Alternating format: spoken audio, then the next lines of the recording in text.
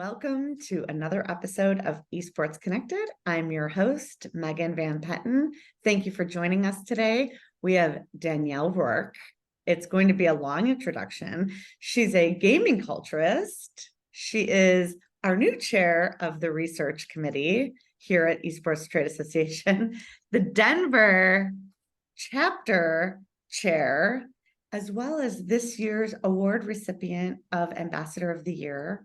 She has a consulting company, gamingculturist.gg, and you can also find her at daniellerourke.com. A great big welcome. Thank you for joining us today, Danielle, on this show. Thank you so much for having me. I'm really excited to be here and just chat with you for a while. Oh my gosh. Thank you. I'm excited. I love your headset and is that your D&D dice? It's a lamp, but I could use it if I wanted to. Is there a lamp in your background? For those of you not watching, it looks like a Dungeons and Dragons. Yep, it's a D20. It's an RGB D20, and if that doesn't tell you how much of a nerd I am, nothing will. Oh my gosh. I haven't played Dungeons and Dragons since I was 13, 12-ish. Yeah. We used to play with notepad paper and create a character in the day. Yeah. I haven't played in so long, but these are the things you do when I had all brothers. So if I wanted to play, a lot of the games I played were games literally that they chose, like Dungeons and Dragons. And I bought our first Atari. Nice. Oh, I loved the 2600. That was so great. Risk. Yes. Yep. Chess. Yep. Forget Barbie. I was just like, I would find my Barbies. Okay, I can't even say. Yeah. I'm in the yard in parts. Well, it's like, have you seen the movie? Like everybody had at least one weird Barbie. Like, oh, really? Yeah. I haven't seen the movie yet. I need to. It was really funny and really good. I heard great things. Yeah, absolutely. 100%. Yes. So we're off to a great start. Love your lamp. I couldn't tell if that was the real lamp or if it was you get a lot going on. Yeah. I like, you should see the rest of my office. It's just, I'm like, you know what, this is a space that I want to be creative in, that I want to do good work in. And so I want to have the things around me that make me feel happy and the things that make me feel inspired. So, yeah. Well, if you would like, at the end of the show, we should give each other and everyone a tour of what's behind the scenes. We could. I got to make sure it's like clean enough, but yeah. Yeah, that should be the new the new what would it be? Kind of like fun of the day. Take a look at the office. Beware when you come on Esports Connected, you might be asked to show your office. Can you see that I have a jumping trampoline here behind my door? Yeah, and I thought it was like an art piece or something that was there, so nobody would know. I have nowhere to put that trampoline in Chicago, in this small little place that I live in. But sometimes like I just have to get like some energy out and a workout in. And yes, 100%. I have a small set of weights right beside me on the floor, so that exactly like you said, sometimes you just need to get it out.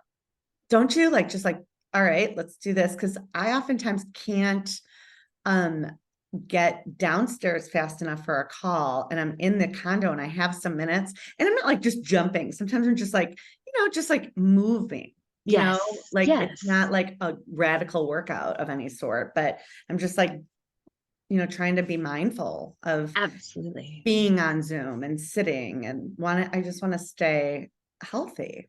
Definitely. And there's so many studies out too now that say that, if you pair some kind of kinetic movement with things that you're trying to learn or things that you're trying to remember or etc., like that mind body connection really helps. So you're just being better at your job. Totally. And I'm really lucky. I have an island in my kitchen and I do circle it. Yep. Especially when you're on a call that doesn't require a video.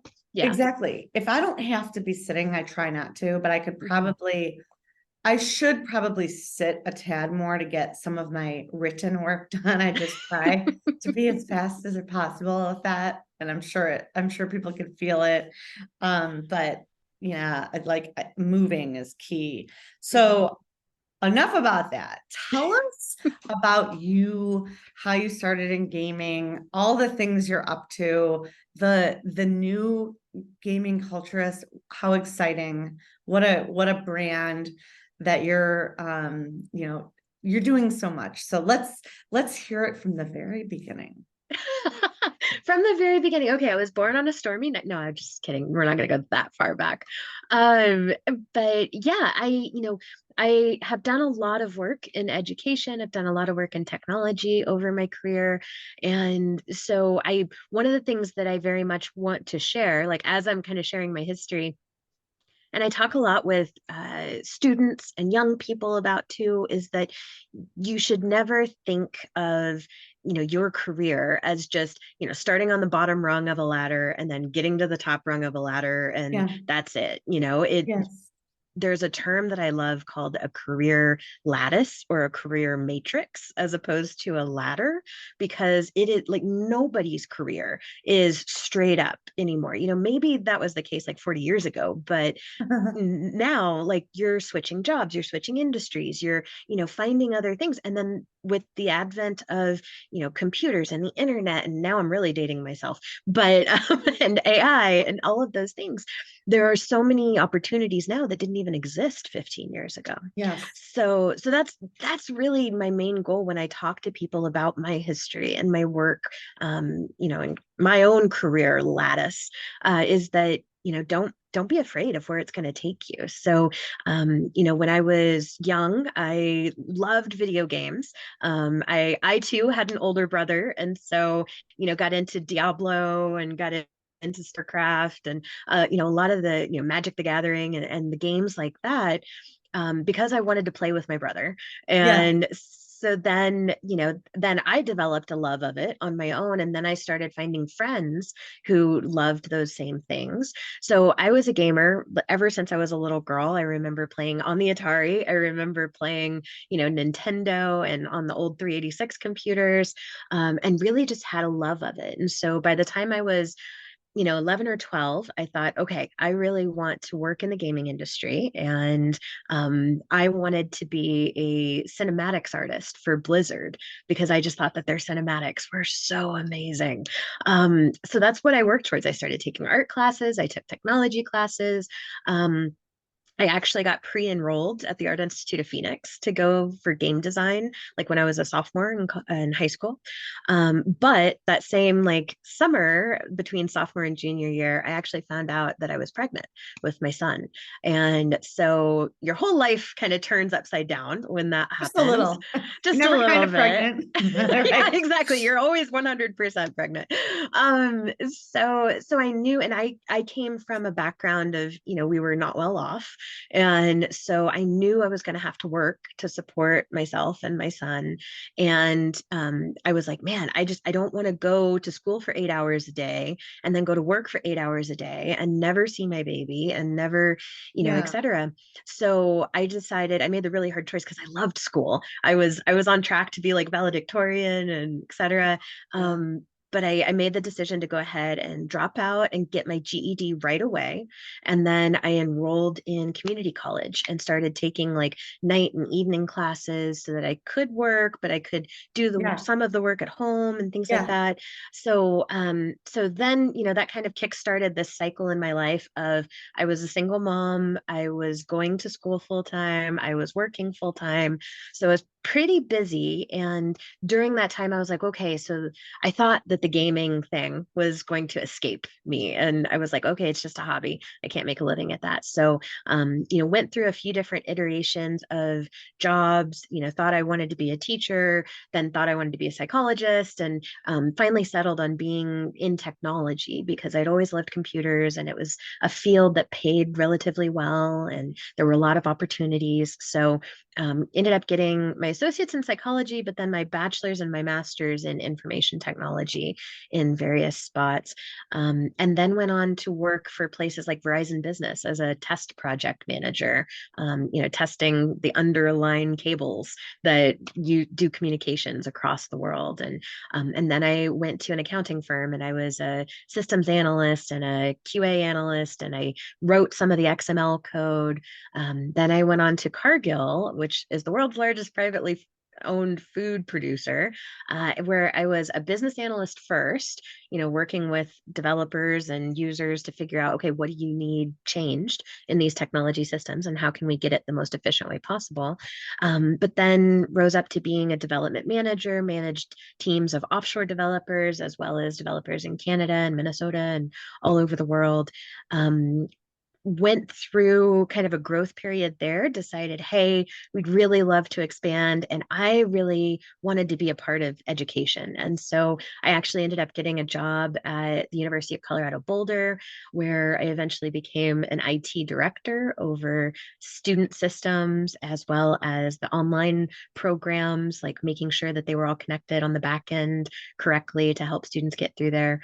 And then I actually interviewed someone, and this goes to show, never doubt your network. Like, you never know where your next opportunity is going to come from. Totally. I always find my next opportunity, this is so crazy. I meet everyone in the bathroom. Really?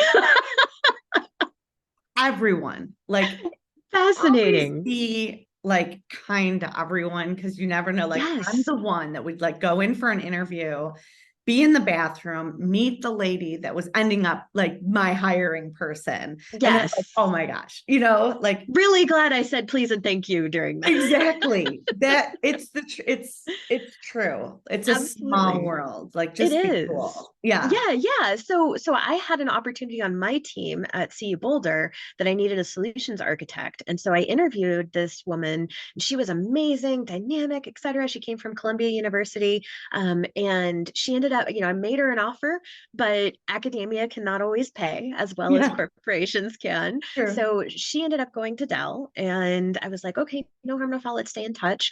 And she reached out to me like 6 months later and said, hey, we need someone in the Denver area. And she's like, would you be interested in this? And I was like, well, let's take a look. And so it gave me the opportunity to be the chief technology and innovation strategist for higher education at Dell. And so I got to work with a team of other technology and innovation strategists as well that covered different geographic areas, but former CIOs, former PhD chemists. So we had this amazing dynamic of a team to really help education. And that was the day job I got hired for. But when I went down to Texas and I had the interview, there were these experience lounges. And so one of them had a corner carved out with Alienware gaming PCs, the big 34-inch curved monitors and Xboxes. Yeah. It was amazing. And so I was like, hey, can someone take a picture of me so that I can make my, at the time, 16-year-old son jealous? And they were like, yeah, sure. And so the hiring manager, while we were doing that, says, well, do you like gaming? Do you like video gaming? And I actually tell this to students all the time too, like, keep your passions. Don't be afraid to let your, fan flag fly. And so I was like, okay, I can be respectful. I can be tactful. This is the time. And so I was like, yes, I've been a gamer since I was a little girl and I love these video games and blah, blah, blah, blah, blah, blah, blah. And he goes, all right, I may have a side job for you. So that's how I became the gaming and esports and education subject matter expert for Dell.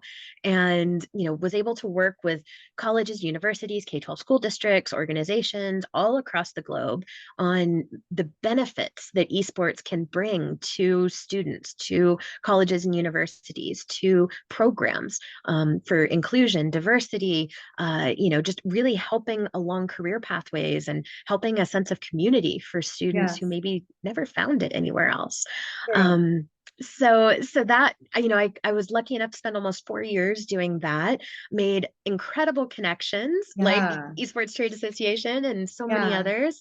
But then decided, hey, I think it's time to go ahead and see if this has legs to stand on its own. So last month, actually, I launched my own LLC, like you said, Gaming Culturist, with the purpose of, being able to help provide some of that experience that I've gained and some of those networking and connections and Yeah. just some of the stories that I've seen, like being able to help for webinars or keynotes or, helping schools or other organizations create strategic plans on how do you want to implement gaming and esports into your curriculum or into your everyday job. So super excited. And that brought me to all my work with ESTA and just love the opportunities so far. Excited to see where it's going to go. It makes me think, boy, I love your point about your career isn't vertical. I completely Mhm. feel like my career path has been horizontal, and Yeah. the more horizontal we spread, the better we are together. And it's so true when things start to align, and I think that it does take a minute to align and Yeah. see like, oh, that's why I did this, and that prepared me for that. There's Right. this growing, right? Yes. Personally, we vertically want to, grow ourselves, Hmm. Hmm. and then, professionally develop horizontally with each other. And there's just something to like when you could feel when you're on the right path. Hmm. Hmm. Yeah. And if you Yeah. don't feel it, like take a week off. Yeah. You will. Exactly. Then you're not feeling. Right, right, exactly. Go for a hike, and I live in Exactly. Colorado, but Hug a tree. go for a hike, yes, hug a tree, be in the mountains, breathe the fresh air, hear the birds, and think about what it is that really moves you and what it is True. that you're really passionate about. Yes. And it's hard not to be passionate about things. Like I have a couple of brands that like, okay, so I've been drinking smart water Yeah, forever. I drink yeah, smart water in Fiji. Coke yeah. is smart water. So they're like Amazing. what you manifest around your office. It's really Yes, also very, very interesting. yes, Morgan Stanley was like my first financial planning program where I yeah, learned financial planning on my own with mhm, my first job. yeah, Because I had to manage that IRA or that yes, yeah, investment, and I like took all their classes and did all these things. yeah, Such a small amount of money that they matched, but it was yeah. so fun, and I like totally geeked out on it when I first received that money and wanted to do the right things. And Yeah, then boom, there's Morgan Stanley. So it's so interesting, like what your path provides when you really like 100%. look and jointly create. And that's why I strongly encourage like clean living and lifestyle, because that will come with you. Yeah, yeah, absolutely. There is 100% something to be said about, what you put out into the world is Yes. going to come back to you like threefold. So, Right. Yes. Good old adages. mhm. Yeah. Super cool. Tell me what the gaming culturist, like what's your ideal client? Like what's your dream mission? Have you done your mission vision? I saw your website briefly and it looked pretty vast. I've definitely been working on all of that and really want to take the time to craft like the mission and the vision statement and make sure that it's all encompassing. But truly, I do really have a passion for education Yeah. and making sure, I would not be where I am today, due Right. to circumstances, life choices, etc. Yes. I would not be where I am today if I had not had the educational opportunities that I did. Oh, And so I want to make sure that everybody knows, whether you're a little girl from Kansas that loves video games and, et cetera, or, whether you're somebody living in New York City and you don't think that you have the right skin tone or the right body type or whatever yeah. to get into Yeah. the industry that you want to be in, Right. education opens so many doors. It And does. so I want to, make sure that educational institutions are able to meet as many students as possible where they are and where they want to be. And that's been one of the things, about esports that I've loved, is that there are so many stories you hear about, oh, well, 70% of our program, they weren't involved in any other extracurricular activities. They weren't band kids, they weren't theater kids, they weren't football players, but they were already playing games. And then if we could provide them a space, a safe space where they can connect with other people who also like playing games, and they can form those social connections, and they can build that teamwork and analytics and Yeah. communication skills that you typically think of on like a Right. traditional sports team or et cetera. Like that is powerful. Hmm. So I would say, my true desire with my LLC is to help, whether that is schools, whether that is colleges and universities, state and local government organizations, military organizations. I've worked a lot with like West Point and the Air Force Academy, just really helping them understand what gaming of all kinds, whether that's, video gaming, whether that's tabletop gaming, card games, etc. And so much of that is within esports, within the different genres of competition, what that can do for those students and how Yeah. much that can make them feel like they belong. That's truly a passion of mine. So I would love to be able to go talk with schools all day long about creating programs, establishing programs, setting up venues. How do you make this work for the students that you're trying to serve? Well, it's interesting you say that. And I'm so excited for the world that you started at a community college. I did as well. Yeah. I got Yeah. Firm into like, believer in community colleges. oh, I so I had the big 10 experience, and then I Hmm. had the small private school Hmm. experience and the community college experience. I had a rougher path, or a Okay. longer path, I should say. Yeah. But I loved College of DuPage. I did a stint there. Okay. It was a community college, and it was the two models I think I liked best was community. Hmm. I can't even tell you, like I took the craziest courses that were Hmm. just like my interest. Yes. So silly, like so silly. I took Yeah. weight training in Yeah. community college when I was like maybe 20. And Absolutely. but it taught me about fitness for the rest of my life. I never had Yes. weight training. Yeah. And I watched my body like get shaped and strong. Yeah. And I stayed with that discipline instead of gaining the freshman or whatever year I was, sophomore 10 or Yeah. whatever they say. And Right. then the other model I'm in love with is cohort. I've done that. Hmm. Hmm. One class, 1 month, one book, Yeah. one group of people, one Yeah. teacher. Oh my Yeah. God. Like, Focused oh, studying. Yeah. oh, thank you. Yeah. That I'm in love. Versus 7 classes, 7 teachers, I'm like you. Yes. I didn't finish my graduate program, I think until I was like late 20s. I took the long Okay. way. Yeah. I'm still in school. Yeah. I'm at Loyola now Oh, that's in a awesome. second year program. And I'm just forever a student and Yeah. love. I mean, I've never, ever not stopped. And I'm glad that you're advocating for this, because if there was, boy, like it always gets me nervous to go on record, but I'm gonna. Um, I really wouldn't have had the doors open for me for real if I Hmm. didn't have my master's. Hmm. That Hmm. was the one noticeable difference when I received that or earned Yeah. that. Yeah. I mean, I Absolutely. Well, and I have a great story, from my father-in-law actually, that he says, he tells the story about how he and somebody else were up for the same position. He had a master's degree, the other person did not, and so but that other person had worked in that industry almost doing that job for years, and yeah. he was the one selected, and he asked, like, why did you choose me over this person that has so much experience?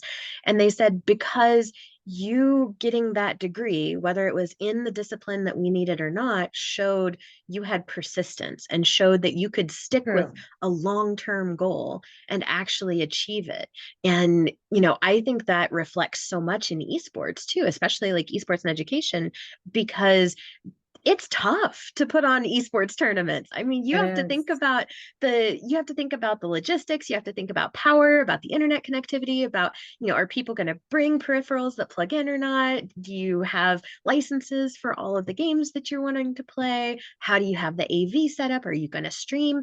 And these students that run these events I are know. just doing it out of passion and teaching themselves. And nobody came in and said, okay, step by step, this is how you do it. They're all just doing it on their own. Maybe they had a little bit of instruction, but I think that both that experiential learning and the opportunity to take it to the higher level in schools programs, whether that's continuing technical education or whether that is an actual degree or a minor in your college career, like having that real life experience plus the piece of paper is just so powerful to open those doors, like what you were talking about.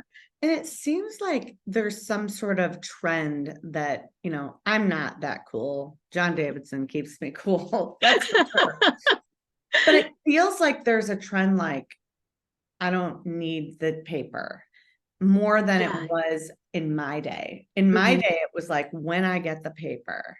Right. Yeah. Um, Non-negotiable. um, and that does give me pause. On the same token, hey, you want to go be in a trade or whatever, all the Hmm. power to you. Absolutely. But boy, I hope Absolutely. like, and then I love the creative journey too, you Yeah. know, and the honor there.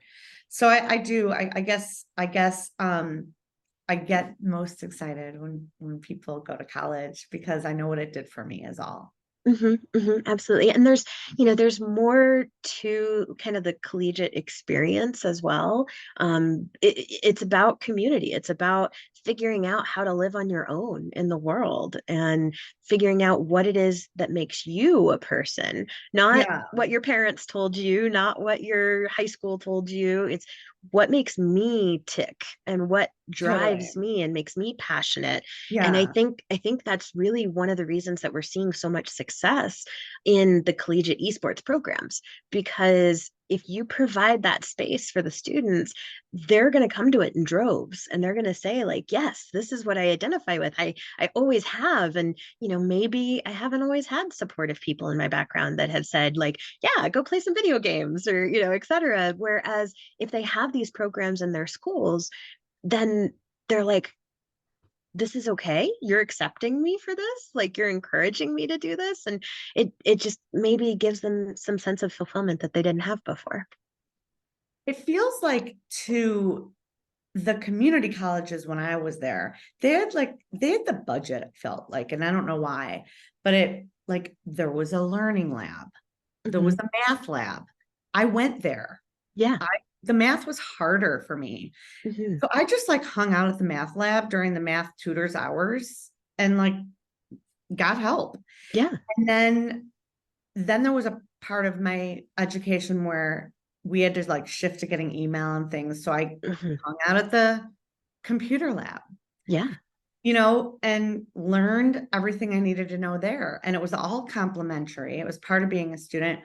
Where do you think the gaming labs are our next libraries, our next computer labs? Or do you think they're more like the next student center? What do you think it's going to be in the next? Because I just hung out everywhere where Yeah. I would grow and excel because Yeah. I was the only one to go to finish college in my Oh, family. Oh yeah. congratulations. So a single mom, like Yeah. well, not easy, I'm Yeah. not, and then I come from a family like my mom and her sisters are nurses. So they did that trade school, sort of Yes. thing. But for Yeah. me to get that formal degree was a big deal. What do you Absolutely. think's happening? Like, what do you think's the magic? Who do you think's doing it really great? Yeah, there's so many good examples. And it's funny when you say like, is the gaming lab our next libraries or our next Yeah, student centers? Because I've worked with schools that have done both of those things. yeah, So, like North Carolina State and the Hunt Library, like they have transformed that library from just like, books and card catalogs, which secretly I love. Like I want same, a card catalog in my house, totally. but I will have it someday. But they've added, interactive stations. They've added computers that, made it more computer lab focused. They're talking about Yeah, doing more things with gaming in their library and just making it more interactive, making it more immersive. And then there's other schools that I've worked with that have been putting gaming lounges or esports centers in their student union because that's where the traffic is, and that is, students go there to go to the bookstore, buy their books, or to go to Subway or Panda Express or something, just to go get their meals. And yeah, every day they walk past that, and it's something that they maybe didn't know about was on campus when they first joined, but yeah, it's something that they can find that connection in. So I do think that gaming lounges and gaming centers at all, areas of the spectrum, because you could just have, some computers in a place and students could sign up on their own and, host their own little tournaments or something there, or all the way up to the very formalized, like the school is helping to sponsor this and to help pay for yeah, it, and it's a varsity program and etc. Like I think all there's spots and places in the world of education for all of those things. And we're also starting to see it in like YMCAs, as well as like just community centers, like town community yeah, centers, where they want to be able to provide something interesting, to there's always that struggle, especially in certain areas, of like, how do you keep kids busy? How do you keep young true. adults busy and doing something productive and doing Yeah, something collaborative, yeah, as opposed to, just maybe getting into things that they shouldn't be, or, being tempted by stuff that they shouldn't be. And gaming, and especially those gaming centers, can be a real focus of that. yeah. I was surprised. I was at a gaming center recently and I asked these couple of kids, they were at one of the local colleges. I can't remember what college it was. And I said, "What are you guys doing here?" And they said, "We're practicing." Yeah. And I Yeah. was like, "Oh, that's so cool." And I said, "For what?" And they're like, "We're competing." And I Hmm. said, Hmm. "So why don't you practice at your dorm?" Yeah. And they were like, "Well, we don't have the equipment." Yeah. Yeah. And Exactly. and they were so grateful that they Hmm. could be there and practice. Yeah. And think about all the programs that have what they need at their school. And Mhm. these were Chicago students. They Mhm. took the L to this gaming center. Okay. Like it was Yeah. nighttime.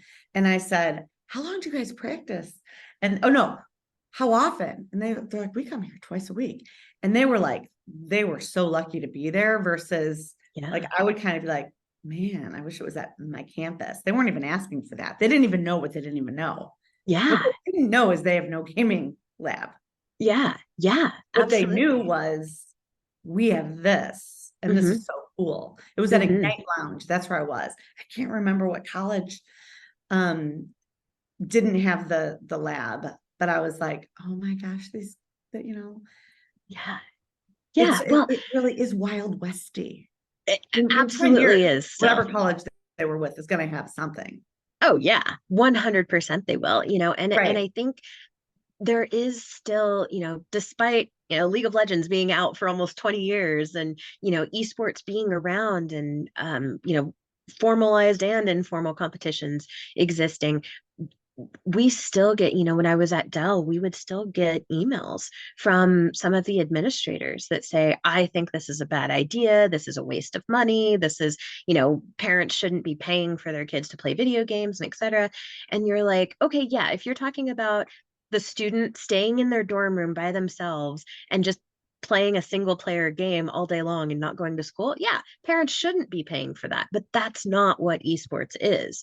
Right. Esports is about the community. It's about getting that student out of their dorm room and into a place where they can be with others and they can be excited and they can work on soft skills and professional skills and technical skills. And compete in something and feel a Yeah. part of a group. It's so different.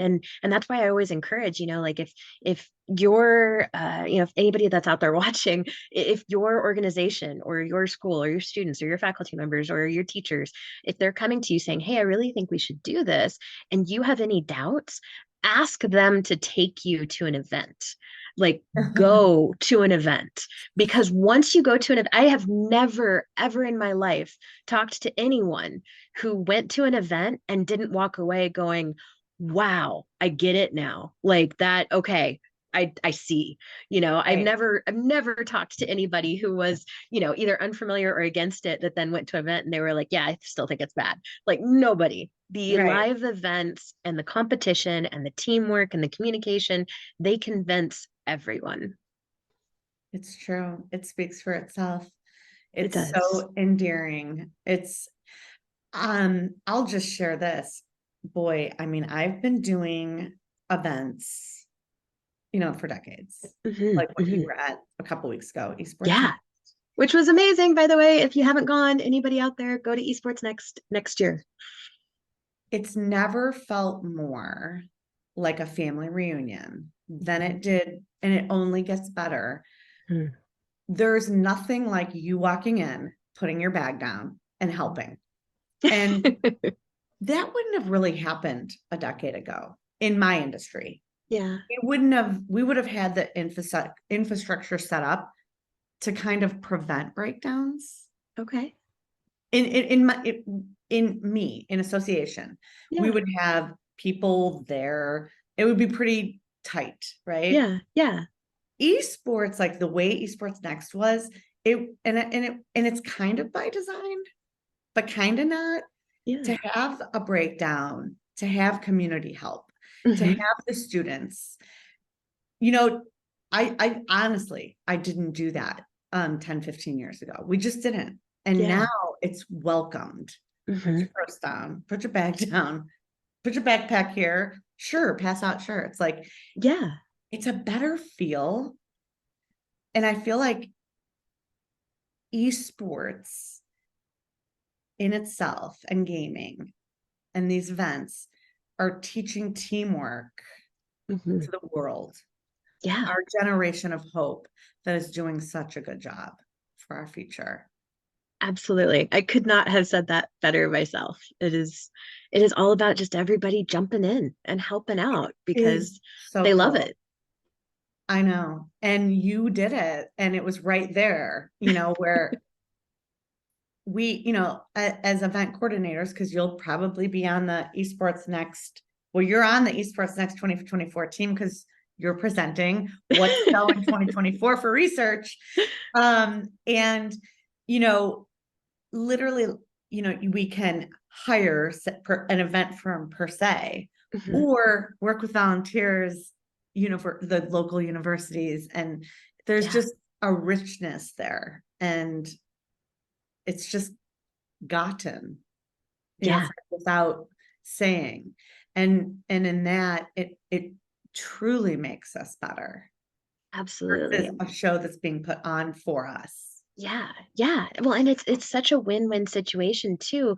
There've been quite a few events that I've hosted, like EDUCAUSE last year in Denver, or we did a Phi Theta Kappa Catalyst conference esports tournament. And for both of those events, like I reached out to my network of Colorado students that do this for their colleges, and I said, "Hey, can I buy you lunch and can I pay for your parking? And would you come and help run this?"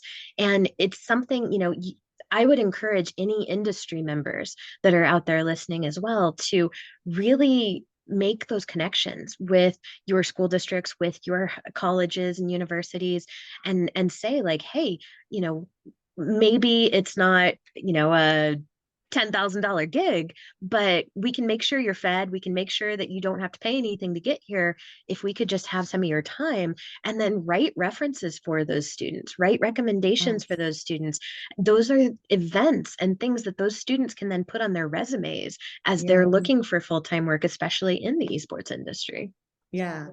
Yeah. It's just so it's so beautiful to be part of. It's such an honor I've just always been part of community, as we talked about with our Mhm. great big families. Yeah. And I've always been part of leadership, but this, what we're learning now is in just simple humanity. It's just so beautiful. I love um, the movement against like, it's got to be perfect, or, Mhm. Mhm. like, oh gosh, heads are going to roll. The Mhm. fire, what's it called when people would lose their job? Like There's a word. What is it? workforce reductions or Yeah. layoffs or Well, yeah. like losing your job because of something versus like committing to training. Oh, okay. There's a Yeah. word, like, I can't remember, the fire culture or something like that. But just like, I love the change. And that leads me into, what about culture? Mhm. Who are the gaming culturist? Talk to us. What do we need to know? We've got a good, 10 more minutes here. Let's hear, what are we gonna see? What's coming? What's so?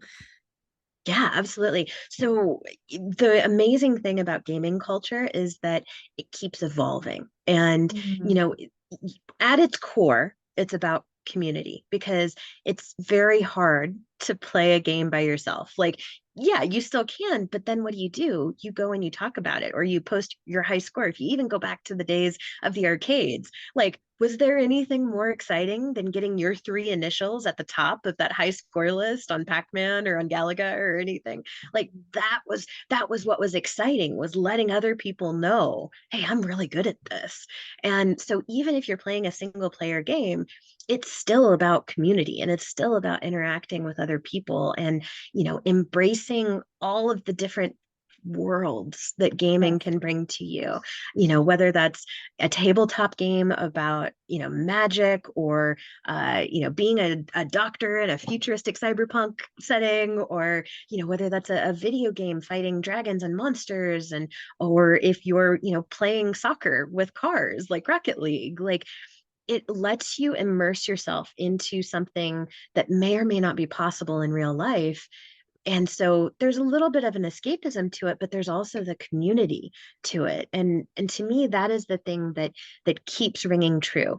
Gaming culture keeps evolving. We evolve from arcade games to Ataris to Nintendos to etc.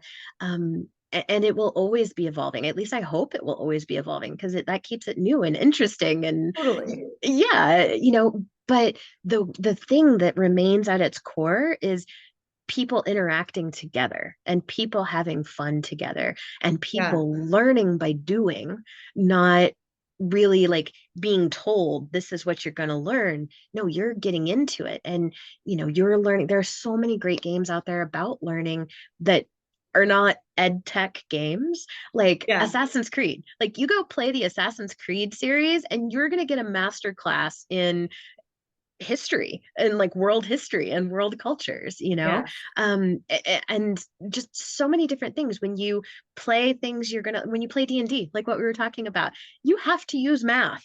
Like you Yeah. have to actually understand mathematical equations in order to play that game successfully. So, and that is so much more fun when you're a part of a community. So as far as predictions for the Okay. future, because everybody always asks you to look into your crystal ball.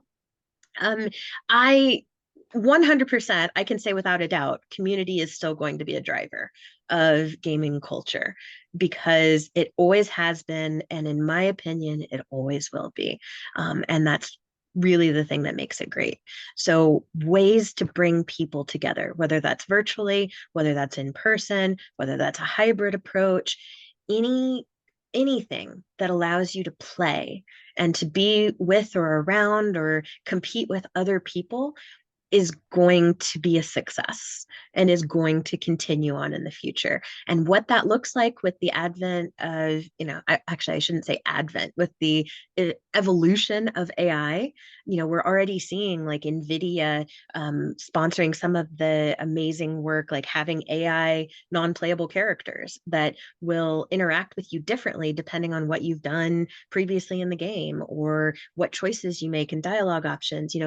it's becoming so much more than just if then statements in the code behind the game. It's truly becoming an immersive, interactive, unique experience. So I think that will be fascinating to watch and see how AI is going to come into that. Yeah.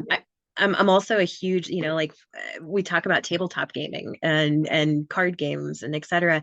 There's so many great things being done by so many amazing companies. Like, Critical Role is one that pops up in my head. They with Darrington Press have been just churning out new games, Queen by Midnight and all of these other new games that they're coming out with, and they're engaging and they're bringing new audiences into that gaming culture and kind of that gaming ecosystem that maybe didn't look at it before. So I think innovation, I think the technology advancements, community is going to stay a big thing. But then I also, see just being innovative and helping people connect. I think we all thought social media was going to help the world connect, and in some ways it has, but I think in other ways it's just driven us farther apart. Okay. Playing together and gaming together in any format is something that can help bring people together. And you can sit down at a game and you can have this amazing battle between the two of you and be super competitive, but then walk away and shake hands and say that was a great game, thank you, Yeah. and maybe make a friend. True. What what's been super surprising for me is Mickey started our game night, Yeah. and I have had company come because it's been late. It starts late, and I'm watching it. They're so fun. They are Yeah. so funny. I haven't played yet, but I watch them and it's so hilarious. But what I couldn't like just for our little game night that hasn't been launched really, but you should come. I do come. I watch. I can't remember if I've been there where people knew I was there or not. But what I was present to was when I've had company pop in and I'm Mhm. watching it and I show them, we end up just watching people Mhm. play, which Yeah. is hilariously fun. And Yes. yeah, it is. I don't have kids, so I'm not necessarily exposed like a lot of people are. And Yeah. some of my friends that have come and watched, I'm like, check this out. This is so cute. Yeah. And that, it's just entertaining. It's Mhm. simple. It's like, come play, come chill, right? Play Absolutely. together. So I get that. Um, I thought social media would be bringing us together more. Mhm. What do you think about the in-person? Because you still said community driven. What do you think about the local Mhm. I, driven? I'm so grateful that we are past the, or at least hopefully, knock on wood, good Lord, but past the forced separation that we all had to do for a couple of years there. It was wonderful because especially like esports was something that was keeping those students connected and keeping schools, you know, together and having events because it could be done remotely and it could be done at a safe distance, et cetera. So on one hand, it was great that those were able, tournaments were able to still continue. You know, e-racing got really huge and simulation, and you even had like NBA players and football players that were jumping in to play, Madden and NBA 2K because they couldn't necessarily be together. And so it gave people a different form of entertainment. Yeah, But like we talked about earlier, there is nothing like being in that live arena or even in just a live classroom where a yeah, competition is going on and there's a yeah. shoutcaster that's describing the Oh action my and the gosh. plays back and forth. And it is, that to me is one of the things that's just absolutely wonderful about esports is it is just so much more focused on the entire experience as opposed to just, oh yeah, I won that game or I did this Yeah. achievement in that game. It's all about celebrating together. Oh my gosh. I had, okay, so I'm really bad at all games practically. There's a couple I'm good at, like really good, but for video games, terrible. Yeah. I'm just so bad. I'm an instant lose. And then, coaches have been like, well, we can track your progress and I'd like to do that someday, but I kind of gave up because when you there's certain things I just couldn't do as a Hmm. child to Hmm. compete with my big, large brothers, like Yeah. they could hold Yeah. their breath longer and they could swim faster. And there was just things, in Hmm. basics. But oh my gosh. So I ended up being a really good foosball player. Okay. I Yeah. avoided the video games because I got sick of losing, quite frankly. I rock foosball. Yeah. So I go on record to say, like, I kind of don't lose. Like, I'm that good at it. Yeah. I got shoutcasted at our last foosball game. Oh, amazing. So fun at the Dallas chapter at Yeah. Arlington. I played Steve Isaacs, and it was Okay. so fun because I had two girl shoutcasters, and me and Steve. And he didn't let me win, but I think I lost by a point. Like, he's really good. Okay. Okay. Good Yeah, to know. Next time I I see Steve, I'll have to challenge him he and is lose really terribly good. because I'm not good at foosball. Okay, got it. And I think I could beat him. We have a rematch scheduled, but there was no foosball at this last time I saw him. Being shoutcasted is, boy, one of the best feelings. Hmm. Hmm. Oh my gosh. I've never Yeah. been shoutcasted before, and I was like, we could do this all day. Yeah, absolutely. Well, and it provides such an amazing stepping stone. There is this kind of sense. Um, I won't get on my soapbox, but as females that, oh, you should smile, you should, don't cause waves, like and a lot of females are, especially younger females, are still kind of scared to get into the competition part of it. And, they don't want to be embarrassed or they don't want to be Yeah. told they don't belong or things like that, which is completely inaccurate, by the way. Yes, But, but shoutcasting is kind of the stepping stone for them to it be is. like, I watch it, I play it, I know what's going on. I can shoutcast what they're doing and be involved and do this So cool. and not necessarily have some of that, that fear, that avoidance. And so I love seeing female shoutcasters because I'm like, yes. And that's what young girls need to see. Totally. Totally. I call it like the cheerleaders of gaming. But like badass cheerleaders. Well, I mean, cheerleaders are badass. Think of They it. They're are. They are. leaders. They're Yeah. just Yeah. simply like they have a bad rap and they shouldn't. They're Yes. leaders. And they're shoutcasting 100%. football players or basketball players or whatever. And they're Yeah. gymnasts. And, that's another thing that we have to like, hey, like, Yeah. really, like, Absolutely. Let's step into the power. step So, into the power. Why not? Step forward and be bold. hmm. Hmm. I think that's a great Wow. like summary. I mean, that's a wrap. Well, oh my gosh. It's just always a pleasure. I'm so looking forward to what you're going to bring for everyone at the association, and your passion for research and education is just contagious. So excited. My school starts tomorrow. I've been on Oh, a nice long good summer luck. break. Congratulations. Oh wait, actually Thursday. I'm sorry. I'm mixing up. Oh, today's Wednesday. Yeah, today's Wow. Wednesday. All right, thank you. And I just love staying, with an iron in the fire. And, Hmm.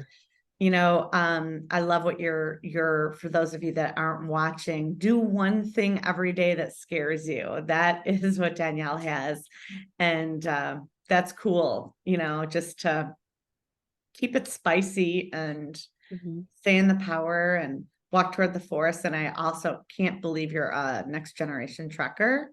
Oh yeah, absolutely. Like, yeah, Picard and Dr. Crusher. Yeah, love it. So My master's is in industrial organizational psychology because of Counselor Troy. really, okay, that's Yes, fantastic. literally. And these are all shows I would have never watched if I didn't have a room full of bigger brothers that had the remote control. Exactly. But buck the trend and embrace it and yeah, find your passion. Amazing. Amazing. Well, we'd love to have you back and maybe a guest co-host. Yeah. But thank you so much. You did a great job. Looking forward to your next dates for the December chapter launch. I have, or Denver, I've never been to Boulder. Oh, you've got to come, Megan. I've got a I guest know. room. Like, you got to come. Oh my gosh, Vicky and I, we've got thank you. I'd love to come. I've been to Denver around the airport mostly, but not for. Oh yeah, we got to get you west. Let's get Just me keep west. going west. I'm thrilled. Thank you so much for joining us. It's been wonderful to have you. Another great episode of Esports Connected. Thank you all for joining us. And I'm so looking forward to everything Gaming Culturist is going to bring to us. Thank you, Danielle. Thank you so much, Megan.